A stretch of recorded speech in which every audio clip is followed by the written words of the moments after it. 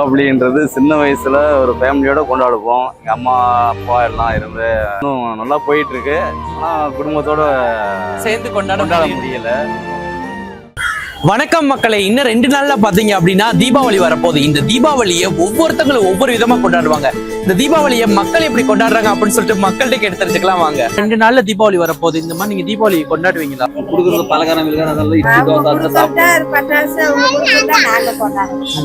எப்படி மிஸ் பண்றீங்க அந்த தீபாவளி டே? தீபாவளி ஃபேமிலியோட வந்து ஒரு வெடி போட்டு பிள்ளைகளுக்கு ட்ரெஸ் போட்டு எல்லாரும் சேர்ந்து உட்காந்து சாப்பிட முடியல. இன்னும் 2 நாள்ல தீபாவளி வரப்போகுது.